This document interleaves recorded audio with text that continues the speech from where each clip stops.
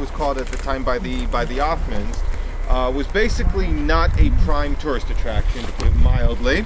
American author Mark Twain had visited the region along with other places in the Mediterranean back in the 1860s, and in his book from 1867, Innocents Abroad, he described the place, and I quote, "A desolate country whose soil is rich enough but given wholly to weeds. A silent, mournful expanse wherein we saw only 3 persons. Hardly a tree or shrub anywhere. Even the olive tree and the cactus, those fast friends of a worthless soil, had almost deserted the country."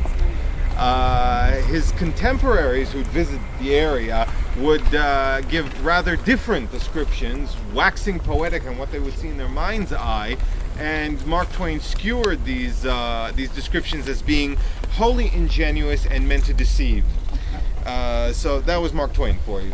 And he was right, because the place was a dump, to put it mildly.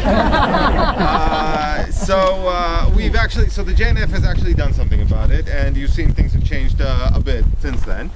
Jewish National Fund has planted well in excess of 240 million trees in the 110 years of our operations. That's only one aspect of our operations in general. As represented in our logo, 3 different colors, the brown, the green, the blue, each represents a different part of our mission. The brown represents earth, either the purchase of soil or the redemption of soil, as it was sometimes called, or preparation of soil, decontaminating it, preparing it for either planting agriculture or for planting trees.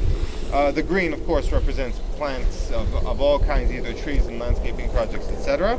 And the blue represents water.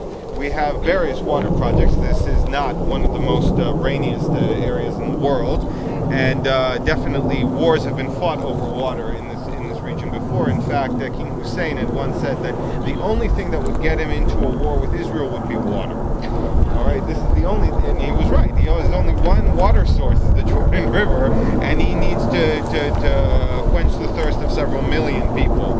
So yeah, that is a reason to go to war. At the time, as I said, the Ottomans were in the land, and they had a rather nifty and rather annoying little rule that said that if you buy a piece of land and you don't do anything with it within 3 years, it reverts back to the government. Great deal, huh?